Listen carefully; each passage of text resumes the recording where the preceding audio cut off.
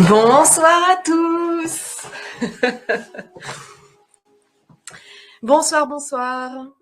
Alors, comment allez-vous? Est-ce que ça se passe bien? C'était un bon dimanche, j'espère, je vous le souhaite. Alors, je suis contente de vous trouver ce soir et de vous retrouver pour certains. qu'on s'est vu déjà ce matin. J'espère que vous avez fait une sieste. C'est mon cas. Et que vous avez quand même vu les petits flocons de neige tomber tout à l'heure. Tout petits, mais quand même, la magie de Noël. Je suis un peu en retard.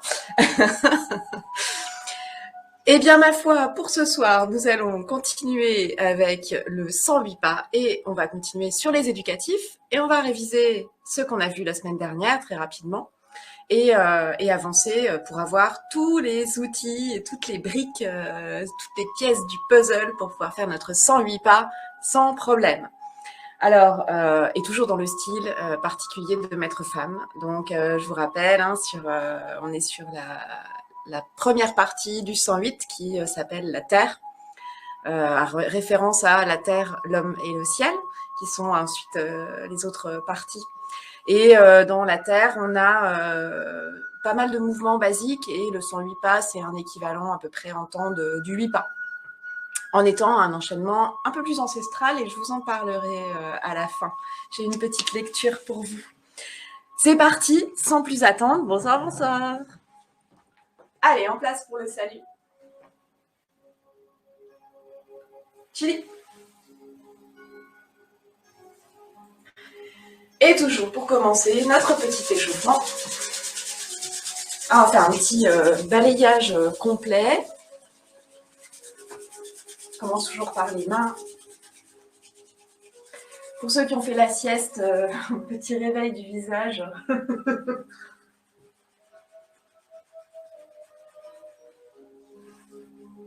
On frotte, on monte.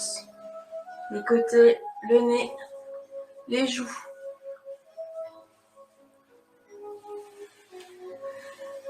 Le front.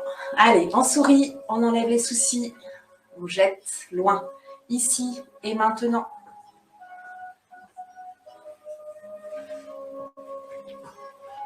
Les points importants. Côté de la bouche. Sous le nez. De chaque côté du nez. On remonte à la naissance des sourcils. Les sourcils. Alors, quand faites ça le matin. Moi, je fais ça tous les matins. Tous les matins. Vous faites petit massage du visage global, comme ça. Et tous les matins, vous passez les doigts sur les sourcils pour effacer les soucis et pour effacer surtout la ride du lion. Et vous visualisez votre visage qui s'éclaire. Moi, je fais ça tous les matins. Et ça va. La journée commence bien. Ouais, pas trop se prendre au sérieux. Ouais, ça fait vraiment, vraiment du bien. Ok, allez, on continue. On frotte, on chauffe la couenne, le coude, le bras, l'épaule. On fait bien devant, côté, derrière, dessus. La zone poumon 1 et 2 sous la clavicule. Allez, de l'autre côté, même chose. Avant-bras, coude, bras, épaule,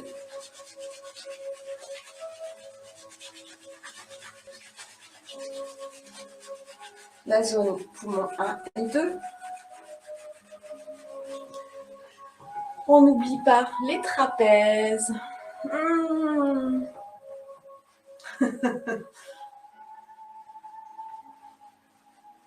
L'autre côté.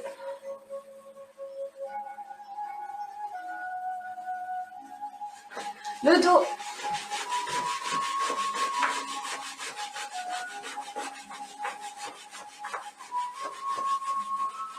À plat main.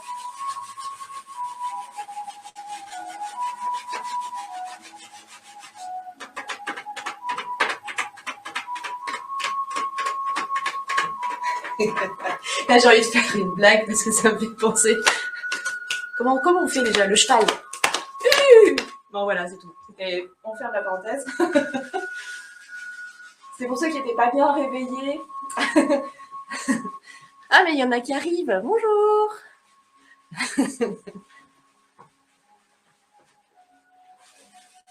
Allez, le bassin, les hanches.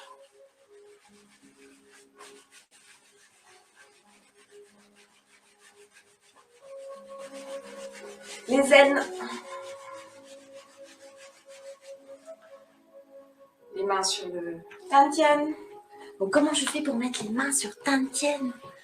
Donc, on met les mains l'une sur l'autre. Déjà, donc les mains l'une sur l'autre, c'est bien. Les paumes l'une sur l'autre pour pouvoir chevaucher les deux Laogong.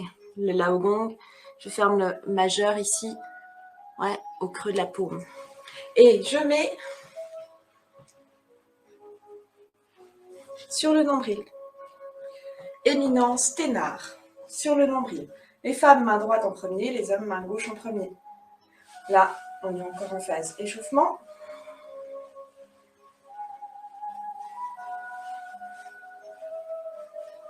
Donc quand vous posez cette partie-là sur le nombril, la partie du pouce là sur le nombril, vous avez les deux Laogong qui sont sur Tantien, le centre de l'énergie.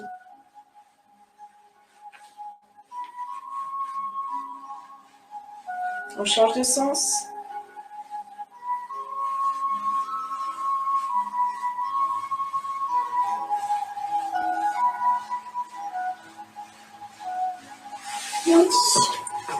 On joint les talons, petit cercle.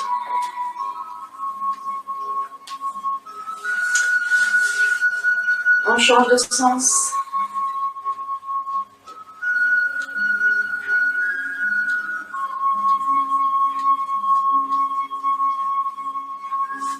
On frotte les genoux, côté, dessus, devant, dessous, intérieur. Et à l'arrière. Ok. On pousse la tête vers l'avant, dos plat. Et on s'assoit. Sans lever les talons, on va le plus loin possible. On se redresse. Sur l'inspire, on se redresse. On s'assoit.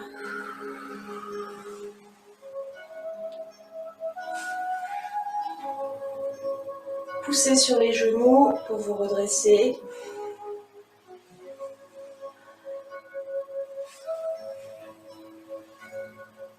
Dernière fois.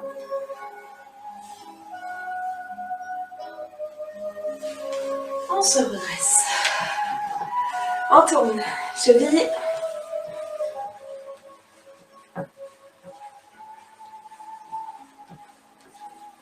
Dans l'autre sens.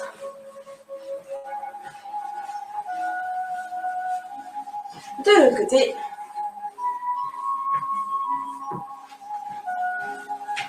Dans l'autre sens. Ok, secoue la bête.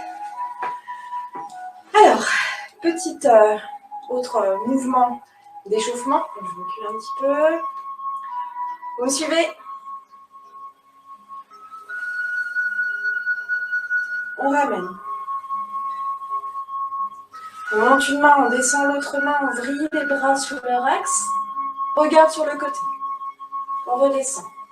De l'autre côté. On tire bien les bras vers le ciel, vers la terre. Et on fait un étirement. Les deux bras ouverts. On descend. On recommence.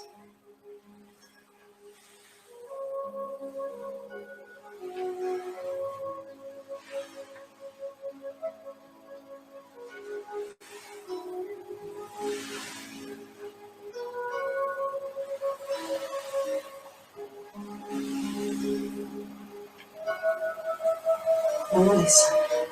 Les poings sur les hanches. Poussez. Ramenez. Poussez. Ramenez.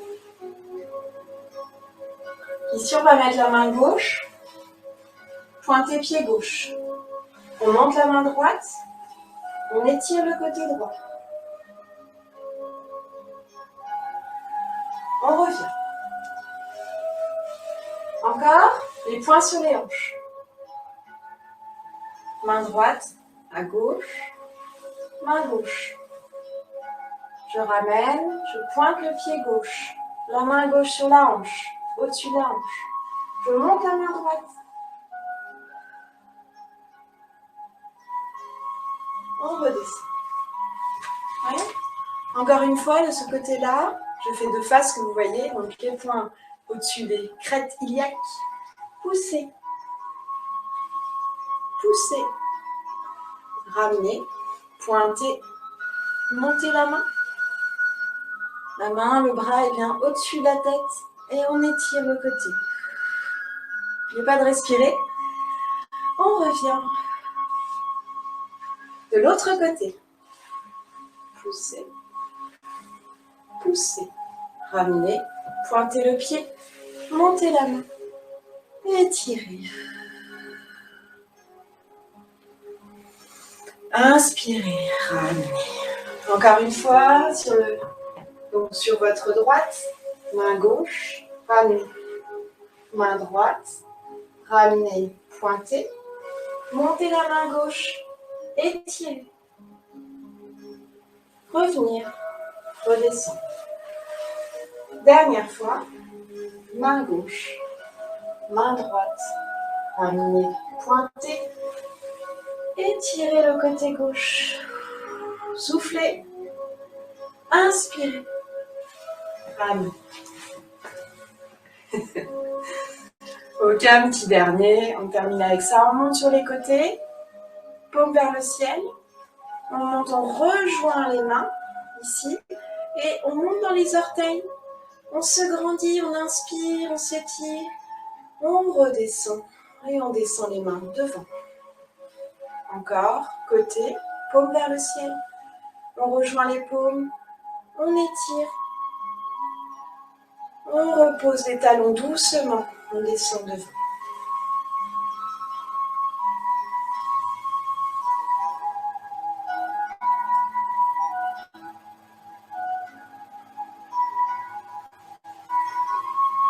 Dernière fois.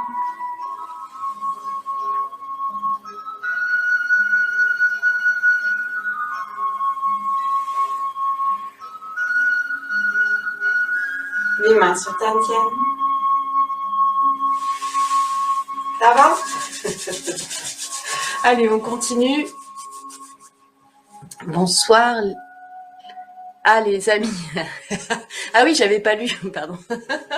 Allez, c'est parti. Alors, petite révision rapide, hein, et puis pour ceux qui n'étaient pas là éventuellement, et puis de toute façon pour nous quand même, révision des éducatifs de la semaine dernière. Donc vous vous souvenez, on a fait ballon, caresser la crinière, les 4 portes, à la manière de maître femme, donc avec des mouvements qui sont réduits, mais du coup qui donnent beaucoup de force, d'énergie à la gestuelle. Simple fouet et la grue blanche qui est aussi particulière. Mais ces deux derniers mouvements qui sont spécifiques aussi au 108. Alors c'est parti, je commence de dos. Petite révision, ballon à droite. Les 2 mains se regardent, relâchez. Avancez le pied gauche, caressez la crinière. On ramène le pied gauche, ballon à gauche, caressez la crinière.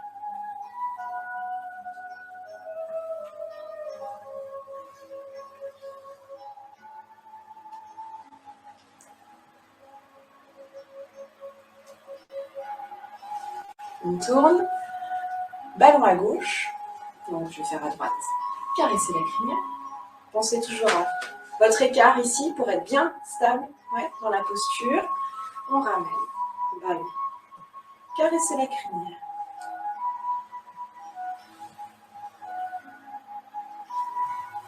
Donc, même si dans l'enchaînement on est sur ballon à droite, caressez la crinière. Apprenez à faire les mouvements des 2 côtés. C'est jamais des fois que le prof il fasse faire l'enchaînement miroir. Des fois. Ok. Allez, on continue. Donc, même chose, ballon à droite et on va faire les 4 portes à la manière de femme, style yang familial. Tournez le ballon. Juste appui arrière, on laisse bien les mains devant soi, on ne s'en va pas sur le côté ni derrière. On forme J et on repart en avant. Séparer, tirer, presser, pousser. De l'autre côté, les 4 portes. Retournez son ballon, tournez les mains, tirez, petit. Ramenez la main gauche à l'intérieur du poignet droit. Pressez, séparez, tirez, pressez, poussez. Voilà. Je mets de face.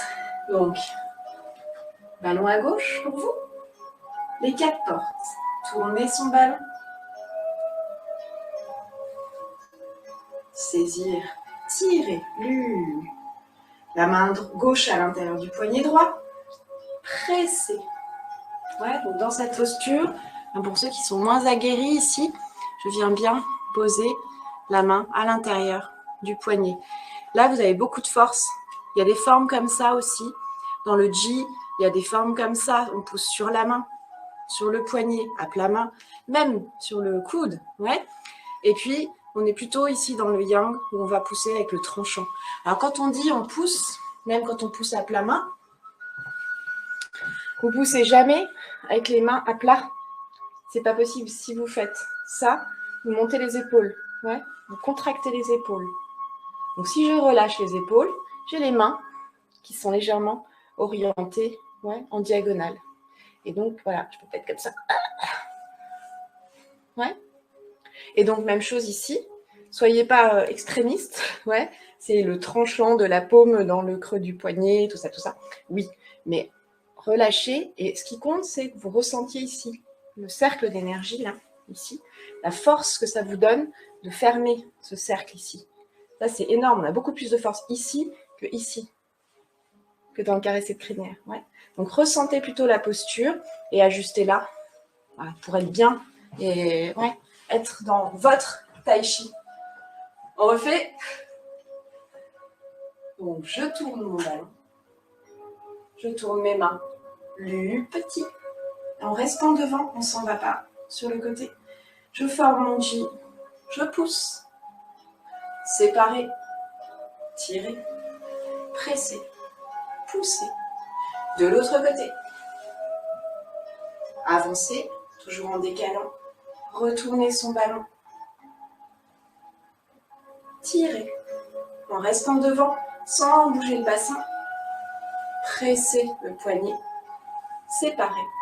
Tirer. Pousser. Ok.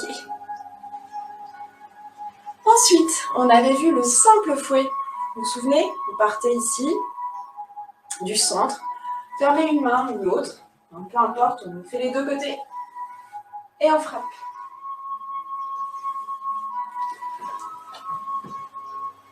Ouais. On part du centre. Comme si les Spider-Man, on vise le nombril ici. On ferme une main. Et les deux mains partent et se placent ensemble. À droite ou à gauche, comme ça on s'habitue aussi à faire travailler les deux hémisphères. Et je regarde la main qui fait le mouvement qu'on appelle simple fouet. Donc dans le simple fouet, hein, je vous rappelle, il y a un petit mouvement quand vous placez la main ici. Ouais. Quand vous partez, donc même si je pars ici du centre, je ferme une main. Ouais. Là, vous avez, il y a un petit mouvement qu'on appelle ce simple fouet, qui est très très puissant également. La grue blanche pour terminer, avec la protection ici au-dessus de la tête et les pieds, le pied avant, la pointe du pied avant sur la ligne du talon arrière. Donc c'est une crue qui est plus ramassée ici. Ouais. Et les deux mains sont plus rapprochées. On n'est pas sur les côtés, on est bien. Ouais. On forme finalement un gros ballon ici. Ouais. Ok. Des deux côtés. Donc ici, on revient, on change. Hop, on se replace. On change. On change. Voilà, sans codification, sans passage particulier ici, puisqu'on travaille des deux côtés. Aujourd'hui, le sujet du jour, on va continuer avec le pipa. On a deux pipas. On a un pipa, je vous montre, après le simple fouet. Après avoir fait son simple fouet, on a un mouvement ici, où on aboutit à pipa. Et après, ensuite, dans l'enchaînement, le pas du pied gauche, on a un mouvement où on aboutit aussi à pipa. Mais dans la plupart des formes, et si vous avez regardé un peu les 108 et dans d'anciens livres qui recensent les anciennes formes, c'est ce qu'on trouve. Quand on fait ce qui ressemble à pipa après le simple fouet, on n'appelle pas ça pipa, on appelle ça élever les mains, monter les mains. Et effectivement, après notre simple fouet, on va descendre, il y aura un petit pivot, et on va monter les mains. Ouais. Alors qu'après le pas du pied gauche, on aura les mains presque déjà à la bonne hauteur, et on va venir casser ici, ramener vers le centre. Et donc, après le pas du pied gauche, ou pas du pied droit si on fait un miroir, on sera dans un pipa, shōhō et pipa, alors que dans l'autre mouvement, on sera dans ce qu'on appelle élever les mains. Donc c'est parti, à droite et à gauche, pour l'instant sans les pieds, on monte et on pose. De l'autre côté, on monte et on pose. Et on monte par le centre, ouais, par le milieu, comme si je remontais le long d'une colonne, ouais, qui serait devant moi. Et je pose les mains. On appelle ça élever les mains, j'ai peut-être l'expression chinoise, je regarderai ça si j'y pense, je vous donnerai ça tout à l'heure. Ouais. Et donc ce sera après notre simple fouet, un pivot, monter les mains, élever les mains. Ça va? On met les pieds avec quand même, parce que les pieds c'est pareil. Donc je monte, si je suis ici, vous êtes en miroir à gauche. Même principe que pour la grue blanche, c'est le pas du chat, ou ce qu'on appelle le faux pas. Choupou, ça s'écrit bien sûr. X-U-B-U, bah oui, choupou, X-U-B-U, c'est tout à fait logique. Bon, voilà, c'est du pinyin. D'accord, mais même principe, vous allez bien poser le talon du pied avant sur la ligne du talon du pied arrière et les mains. On revient et on fait la même chose. Élevez les mains des deux côtés et on s'habitue à travailler les deux côtés. Comme si on rassemblait en bas et on monte. On rassemble et on monte.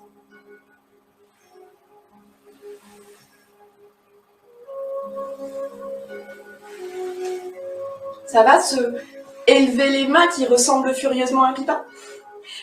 Et puis, on va faire notre pipa réellement pipa. Donc là, on va partir sur les côtés et serrer.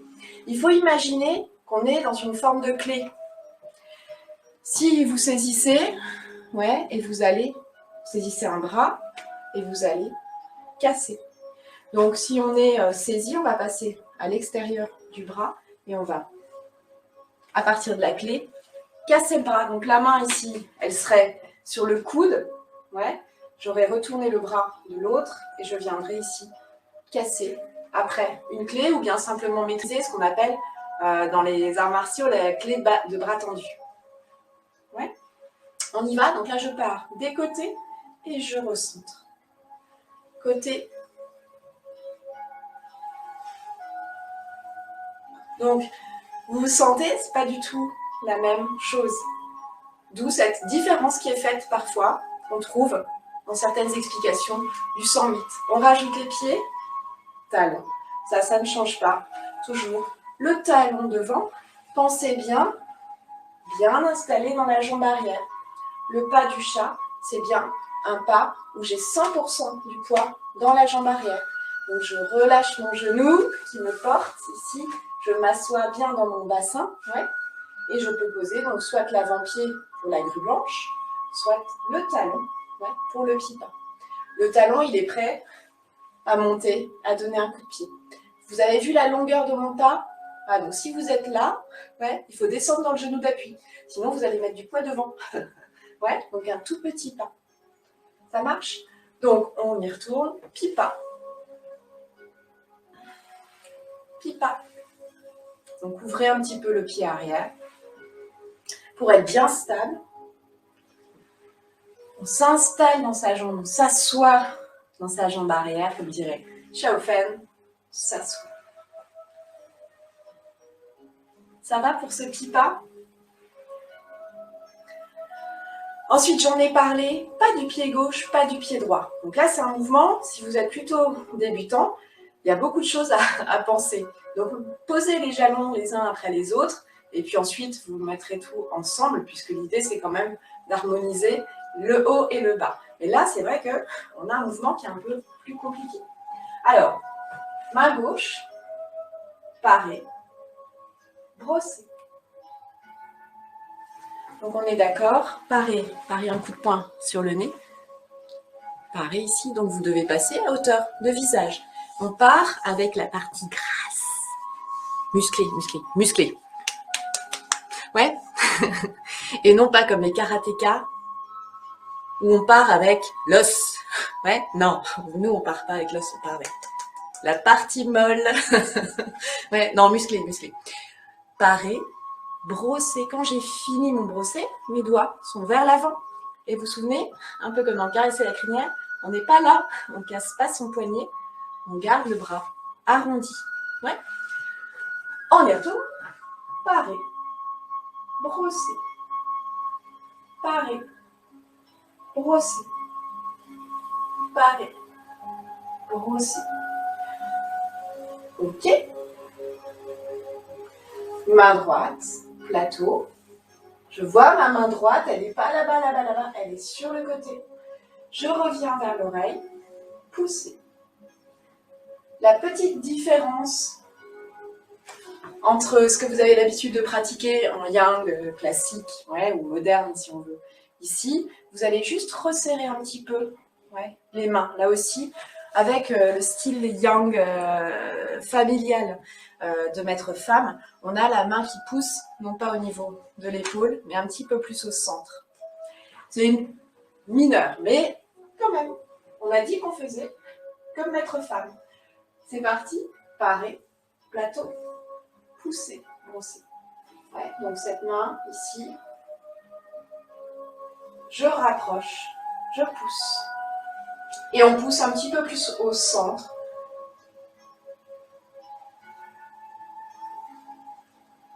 Les deux mains, une main en haut, une main en bas.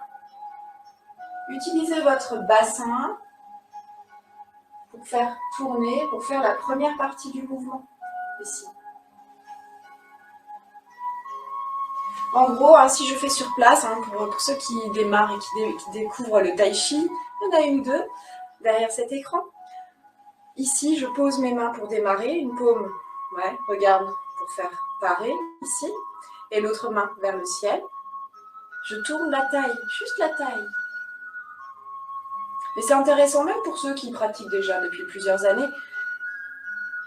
Ouais, mes bras restent là où ils sont. Je tourne la taille. Ma main donc gauche, peut-être pour vous si vous faites en miroir, descend. Ma main droite remonte ici. Et je remets mon bassin vers l'avant. Et mes mains se placent. Les deux mains arrivant ensemble. Ouais. Travaillez sur les sensations quand vous pratiquez, surtout quand vous pratiquez depuis quelque temps. Ne vous habituez pas à votre mouvement. Remettez-le en question. Retrouvez, recherchez d'autres choses.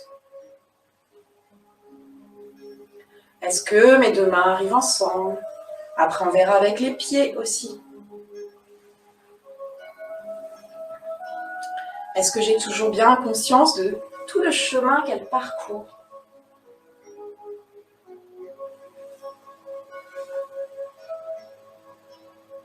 Ok, ça va? On fait de l'autre côté. Donc, main droite en haut, main gauche en bas, paume vers le ciel, paume vers le côté pour la main droite. Et même chose, tournez. Une main descend, une main, l'autre main monte. Et on revient, pousser, brosser. Et puis aussi, si vous voulez, un petit peu en entraînement individuel, changer de rythme de temps en temps. Soit très très très lent, soit un petit peu plus rapide. Et là, c'est bien la taille qui entraîne mon mouvement et mes mains.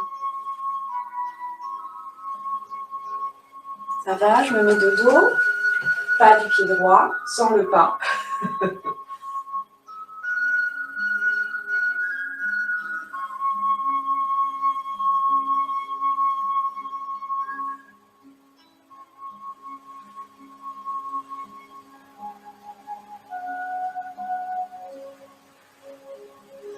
Ok. Alors maintenant, on va voir aussi un petit détail qui change par rapport à ce qu'on a l'habitude, c'est la marche. Alors la marche, vous la connaissez, la marche pied en T, ouais. On va commencer ici, une jambe en avant, appui arrière, on ouvre, ouais. Celle-ci, pour la plupart, vous la connaissez. Appui avant, appui arrière, ouvrir, si possible à 45 degrés, ramener. Petite phase d'équilibre entre les deux, décaler le pied, talon, le poids dans la jambe avant, redresser le pied arrière. Ouais. Donc celle-ci, elle est vraiment très ample, avant, arrière, on voit bien les changements d'appui. Ouais. Celle-ci, normalement, vous la connaissez. Dans 208 pas qu'on fait chez nous, au lieu de partir fortement en arrière, on va juste soulever, partir en arrière, juste ce qu'il faut pour pouvoir soulever l'avant-pied et l'ouvrir à peu près à 30 degrés. Ouais. 30 et demi pour les puristes. Ouais. Donc vous ouvrez légèrement et vous avancez. Là, on fait son arc et flèche, pas de souci. On n'a presque pas besoin de redresser derrière puisqu'on a très peu ouvert. Et même chose. Donc en réalité, dans la marche, puisqu'il y a toute une séquence sur le 108 où on avance vers l'ouest, dans cette marche-là, on va juste basculer ce qu'il faut en arrière pour pouvoir soulever l'avant-pied. Juste un petit peu. Ouais. Au lieu de faire ce qu'on avait l'habitude qui était très marqué, arrière, avant, etc. On se refait ça, une patte en avant, petit appui arrière, je ramène le pied arrière, je passe, j'avance, je décale. Appui avant, arc et flèche, petit appui arrière, ouvrir, ramener le pied arrière. Donc ça va un petit peu plus vite du coup, sur cette phase-là en tout cas, puisqu'on n'a pas la partie complète appui arrière.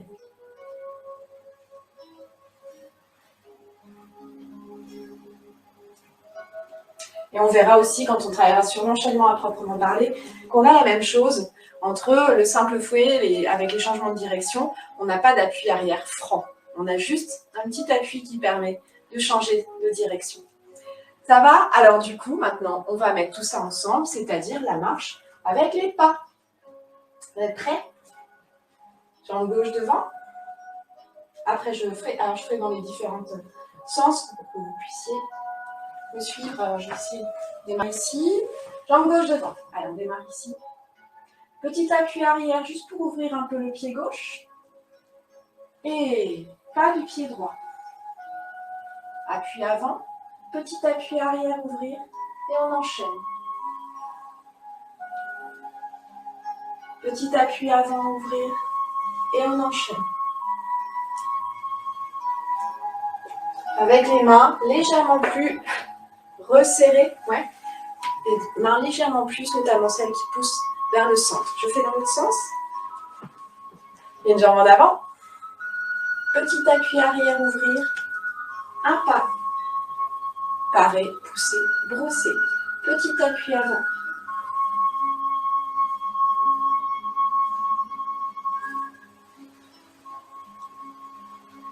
Donc ça change légèrement le rythme de ce qu'on avait l'habitude de faire avant, arrière, ouvrir. Oui, ça change un petit peu ce rythme-là. Allez, une dernière fois, je me mets sur le côté, comme ça vous aurez les différents angles.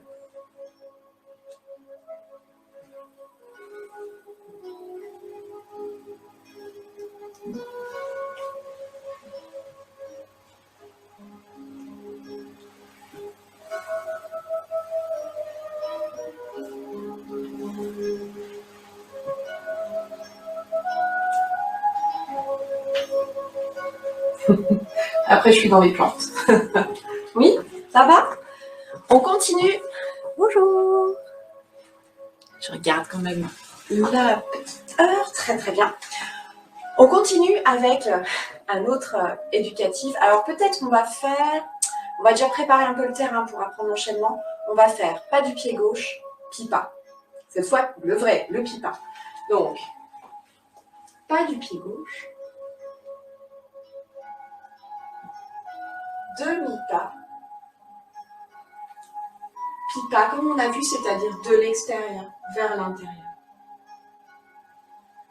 Ramener légèrement le pied en frottant l'avant-pied, mais on le ramène, mais pas complètement, pas jusqu'au bout, juste à moitié, et on avance. Appui avant. Alors, je vous remontre et puis je vais vous expliquer. Demi-pas.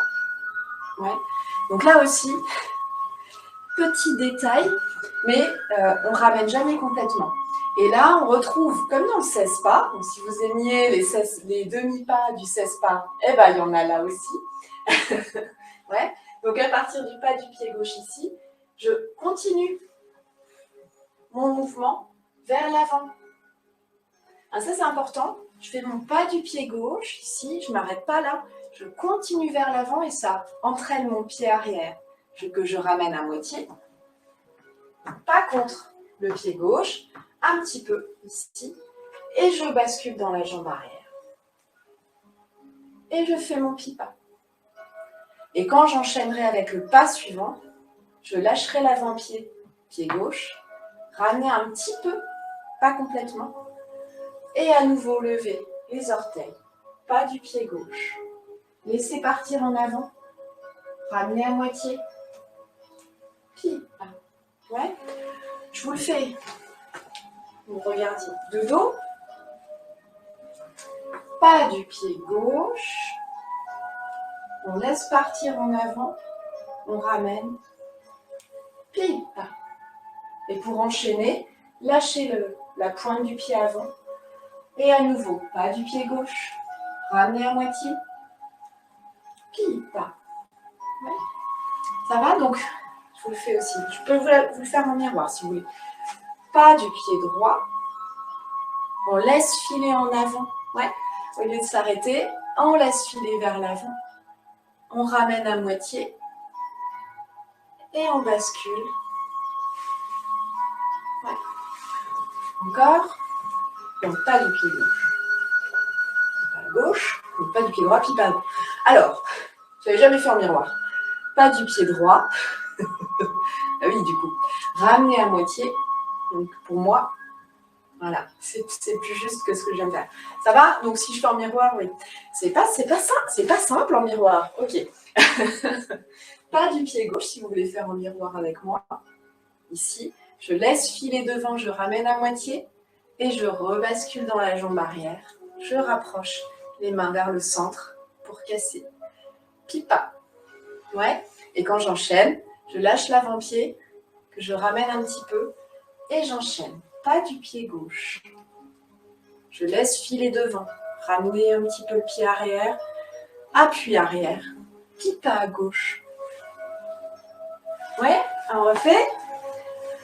Pas du pied gauche, laissez filer, ramenez le pied arrière, pipa. Pas du pied gauche, pipa.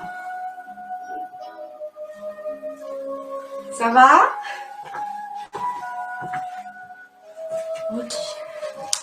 Donc on verra ça sur les 3e et 4e cours. On peaufinera l'enchaînement entre ces éducatifs. Alors, important aussi, à la fin, on a ce qu'on appelle Pan Lan Chui ou Zuopu Pan Lan Chui. Zuopu, ça veut dire faire un pas. Pan Lan Chui, c'est les coups de poing. Pan Lan Chui, Chui. Ouais, comme dans Xuan. Zuopu Pan Lan Chui, c'est avancer en donnant un coup de poing. On l'a dans beaucoup d'enchaînements, pour ceux qui pratiquent déjà le 108 bien sûr, mais aussi le 16 pas, le 24 pas, on le retrouve Dans le 13 également, on trouve même d'autres types de points en revers. Donc, vous connaissez peut-être déjà, mais on a une forme qui est particulière ici, où on appelle ça saisir la queue du tigre. Alors, ce sera après un pas du pied gauche. Donc ça va ressembler un petit peu au 16. À nouveau, on ne va pas complètement basculer en arrière. Ouais. Je vous montre la séquence, puis on va la détailler ensuite. Mais on aura un petit appui arrière, et puis on va descendre, et on va saisir la queue du tigre. Vous avez déjà saisi une queue de tigre? Parce que là, on la prend, et on la retourne. Si, promis. Ouais. Donc là, on va prendre la queue. Je vous montre la séquence complète. Ok. Et on aura donc saisir la queue du tigre, la retourner. On avancera. On emmènera tout sur le côté, les deux mains parallèles à la même distance. Et puis ensuite, les deux mains vont se séparer. Il y en a une qui va parer vers l'extérieur, pendant que l'autre va revenir vers la hanche. Et les deux vont se rejoindre pour le coup de poing. Donc c'est des petits détails subtils. Je vous le fais de face ici. Pas en miroir. Ne me demandez pas en miroir. Ok. Ici. Là, on va avancer, emmener tout le dispositif. Ouais. Et ensuite, on va séparer.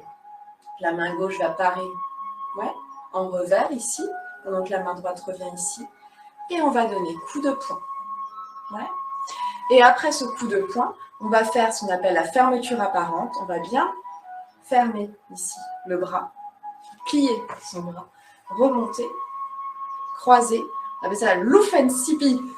Et ça s'écrit bien sûr R-U-F-E-N-S-I-P-I. L'Uffensipi. Et on va à nouveau pousser. Et on appelle ça fermeture apparente puisque théoriquement on devrait enchaîner avec deux autres parties. Tu n'es jamais d'accord. Oui, moi aussi je déconseille vivement d'essayer avec un vrai tigre. À la limite avec un chat, mais c'est pas sûr qu'il soit plus d'accord. Disons que c'est plus accessible un chat pour essayer. Enfin, non, n'essayez pas. On a dit on n'essaye ni avec les maris, ni avec les femmes, ni avec... Non, je parle des techniques martiales, là. Ok, hein. On n'interprète pas. Ok. Donc, non, n'essayez pas avec votre chat. Après, vous allez revenir avec des griffes partout. Ok.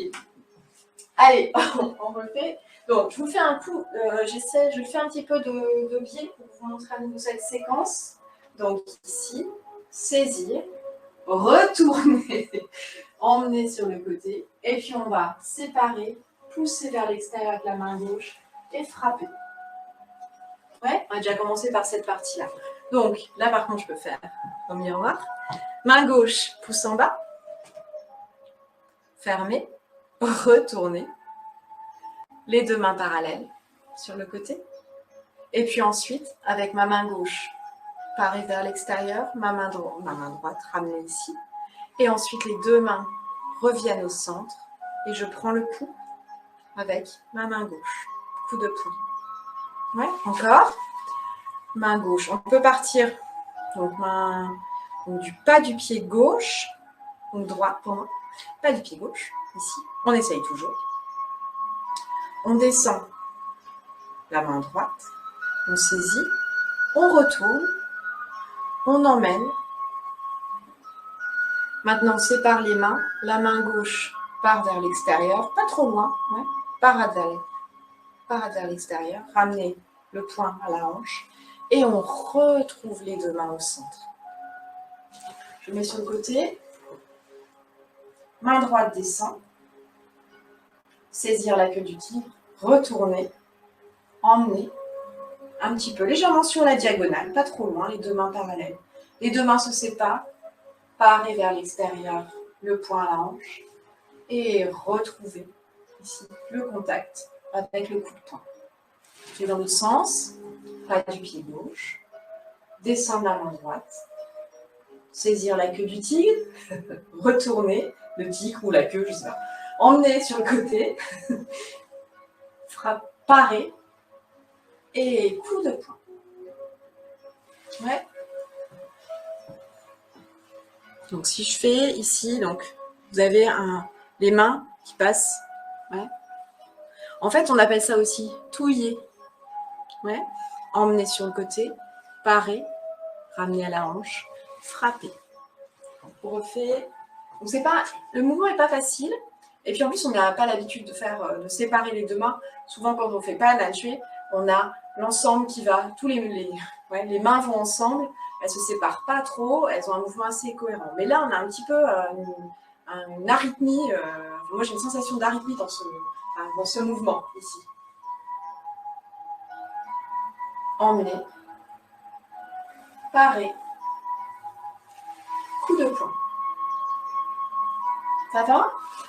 On fait les pieds. Pardon.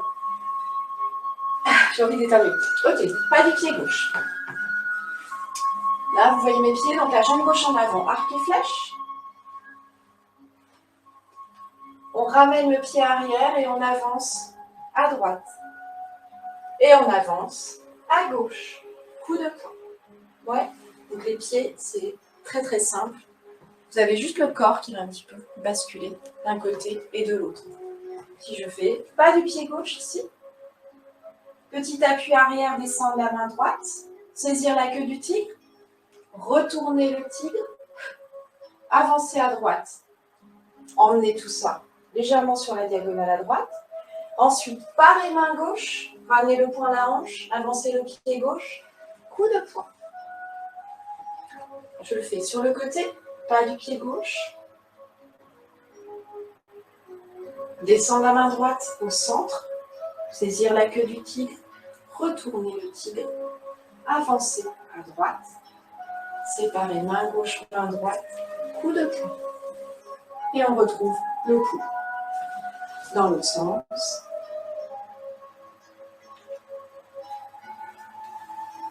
Avancer le pied droit, les mains parallèles. Séparer les mains, avancer le pied gauche, coup de poing. Je le fais pour que vous puissiez me suivre un petit peu en diagonale ici. Pas du pied gauche. Petit appui arrière, descendre la main droite. Saisir la queue du tigre, retourner. Avancer à droite. Parer main gauche. Frapper.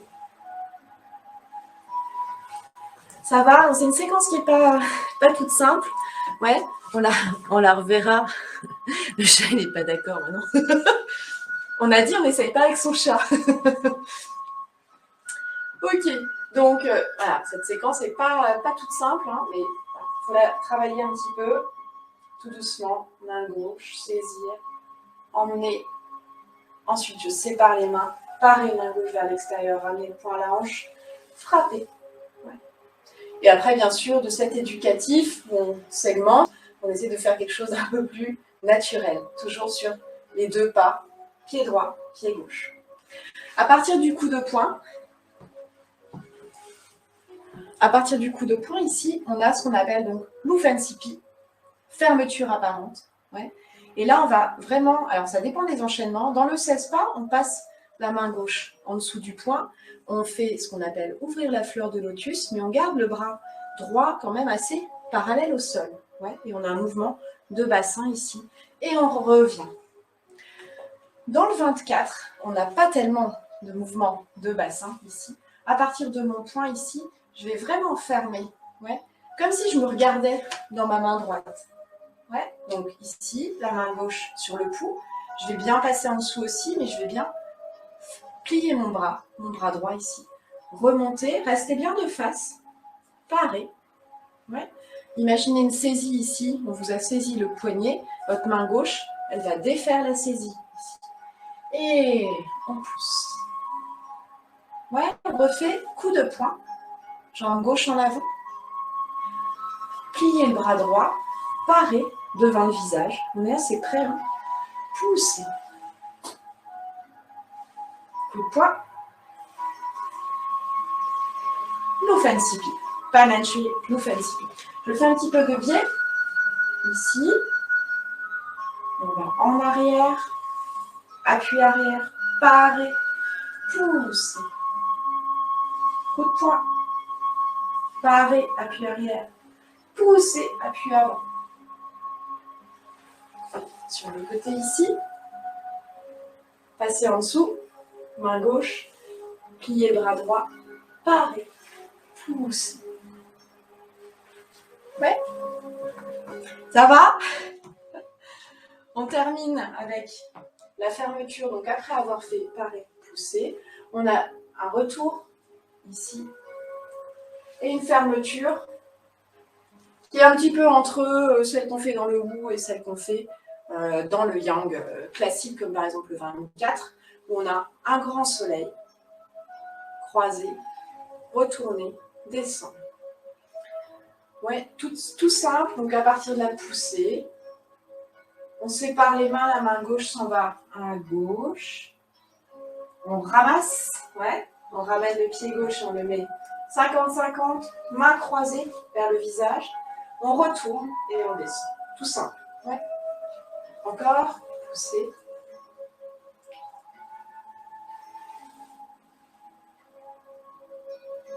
Ouais. Je fais le côté.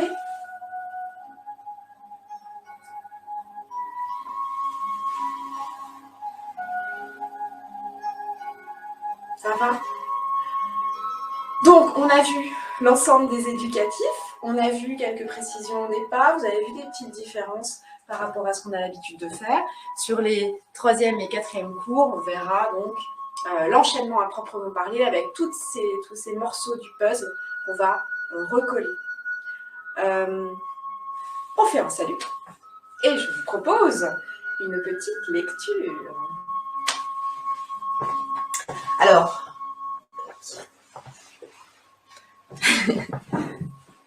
Alors, je reviens sur Kenji Tokitsu, qui est un grand pratiquant d'arts martiaux japonais, qui pour autant a écrit un livre sur le Tai Chi Chuan, très très intéressant. C'est de ce livre que je vais vous lire un extrait. Et puis, je ne saurais que trop vous conseiller Chen Weiming, qui est le traité questions et réponses sur le Tai Chi Chuan, l'essence du style Yang, puisque c'est de ça dont on parle un petit peu dans ce cycle de cours. Chen Weiming, c'est un personnage assez important dans le style Yang. Je vous avais aussi, lors des stages d'épée, montré l'épée du style Yang. C'est lui qui était en photo. Donc, c'est intéressant. Il ne faut aller peut-être pas forcément le lire comme ça à la suite. Mais si vous êtes intéressé de qu'est-ce que c'est pourquoi on dit style Yang, pourquoi on parle des différents styles, de l'histoire, de l'évolution, etc. C'est toujours intéressant à un moment de relier ce que vous faites. Et notamment quand, comme là, on pratique dans ce 108 un style familial. Et plutôt que d'uniformiser notre pratique, vous savez que vous pouvez faire un 108 si vous avez un peu de pratique dans le style Yang moderne comme dans le 8 ou le 16, le 24. Vous pouvez très bien faire votre 108 comme dans ce style moderne. Et puis, vous pouvez le faire aussi avec ces spécificités de style qui permettent de rester bien dans l'instant présent ouais, et de garder un enchaînement finalement traditionnel. C'est intéressant. Les différences font la richesse du Tai Chi. Alors moi, je vais vous parler un petit peu d'où vient le Tai Chi Chuan. C'est au début du livre de Kenji Tokitsu, Origine et puissance d'un art martial. Le Tai Chi Chuan est devenu célèbre dans la société chinoise à partir du milieu du 19e siècle. C'est à Pékin que Liang Luchan, 1799-1872, a présenté son art et acquis sa renommée. Si l'art martial de Yang Luchan est devenu célèbre, c'est certes parce que sa philosophie pratique a plu à des personnes de la haute société de Pékin, mais avant tout, Yang Luchan avait montré ses grandes capacités en art martial contre différents adeptes de cette époque.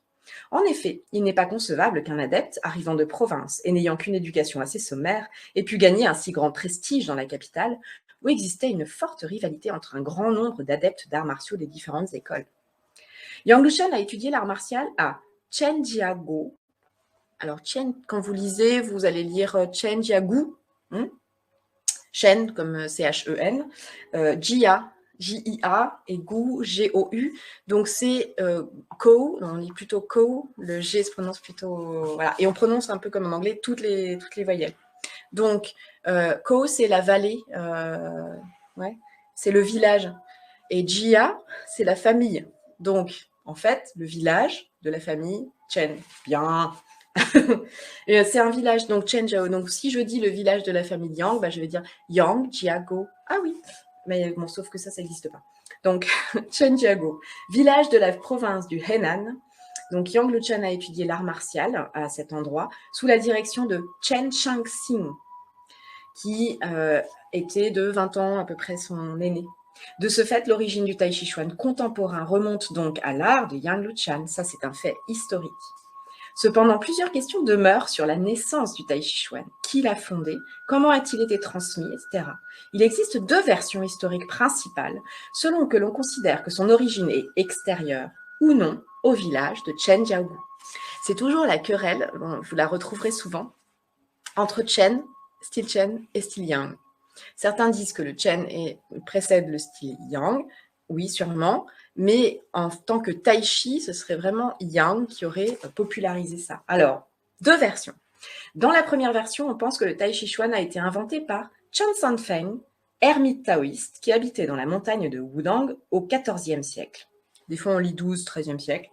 Son art a été pratiqué et transmis durant plusieurs siècles et est parvenu à la fin du XVIIIe siècle jusqu'à Wang Zhonggui, l'auteur de Tai Chi Chuan Jing. Donc, quand vous voyez Jing, c'est classique.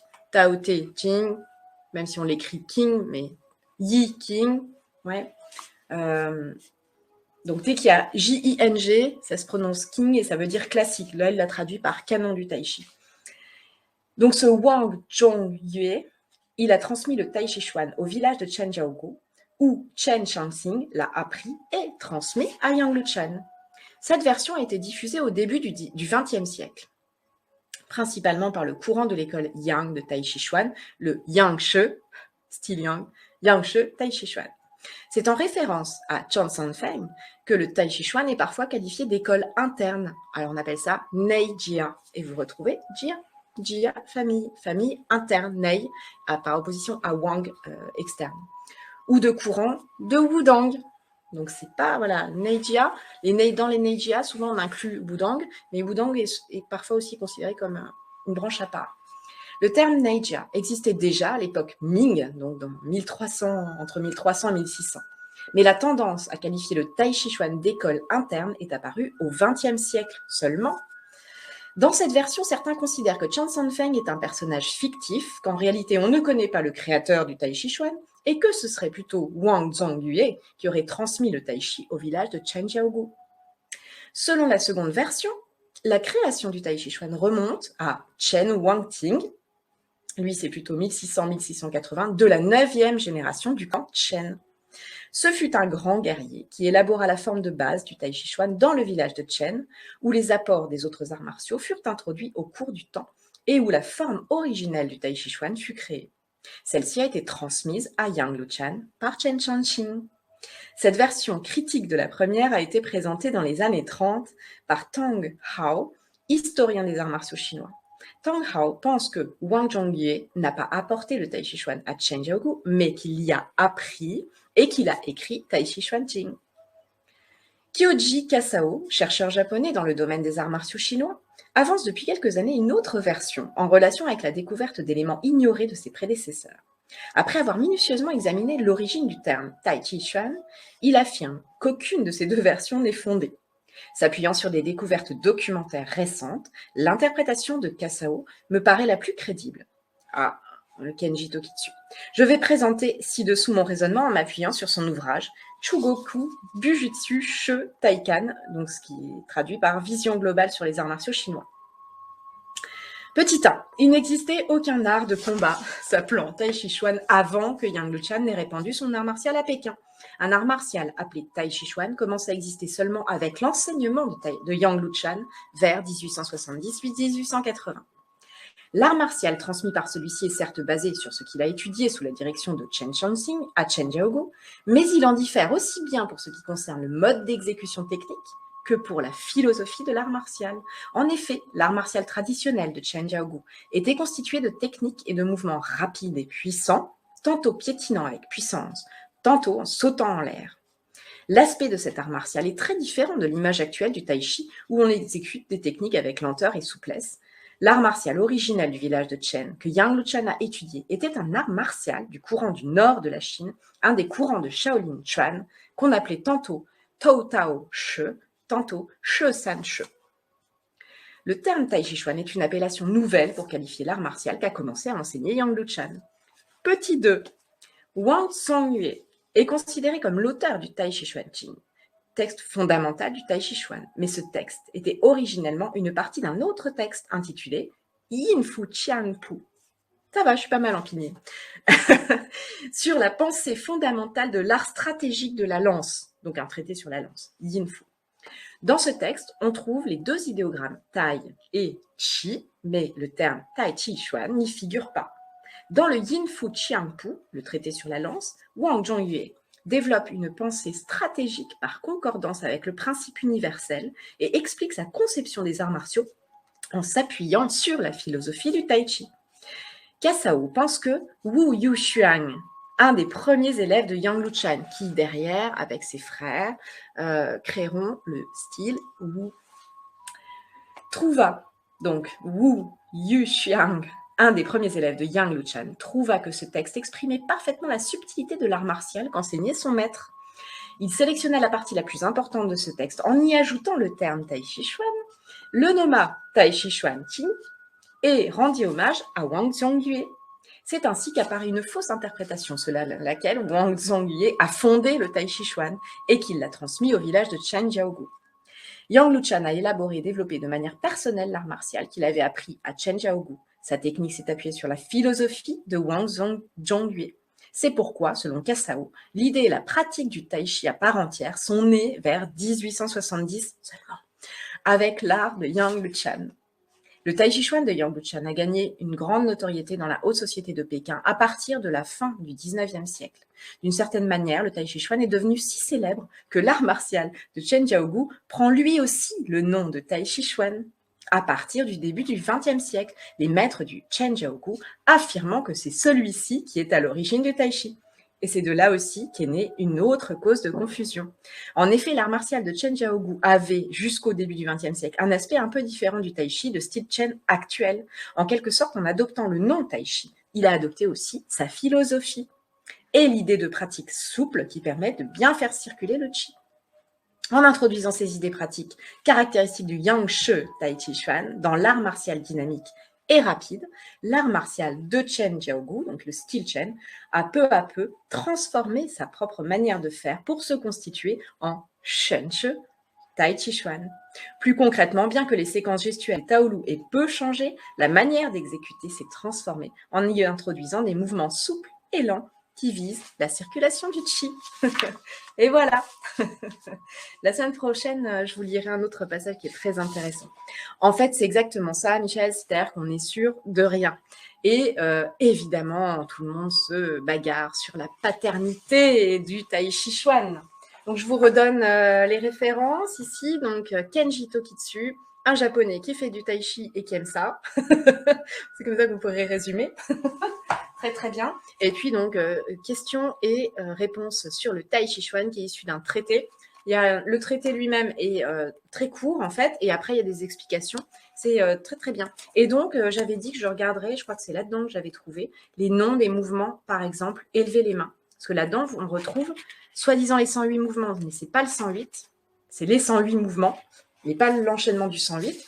Mais on retrouve la boxe tai chi, commencement du tai chi, saisir la queue du moineau, là c'est un moineau, simple fouet, élever les mains. Donc ça se dit te, chaud, te, chaud. Je vois pas s'il y a un accent, chaud, chaud, la main. Et voilà. Merci, merci, merci, merci beaucoup. Un mot très important. Oui. Je vous envoie plein d'amour. Ouais, voilà, c'est comme ça. Ce soir, c'est comme ça. Je vous remercie d'avoir été présent, d'avoir suivi. Voilà, encore plein de découvertes. Je vais prendre connaissance de vos messages sur le chat juste après. On peut encore échanger après sur le chat une fois que tant que j'ai pas fermé ma fenêtre de navigateur. Si vous avez un petit mot à mettre, il n'y a pas de souci. Et puis, eh bien, révisez, pratiquez vos bases. Soyez toujours dans la découverte comme un petit enfant qui redécouvre ce qu'il fait. Et puis, voilà, vivez votre tai chi. C'est ce qui compte. Je vous embrasse très, très fort. Et puis, je vous dis à très bientôt. Prenez bien soin de vous.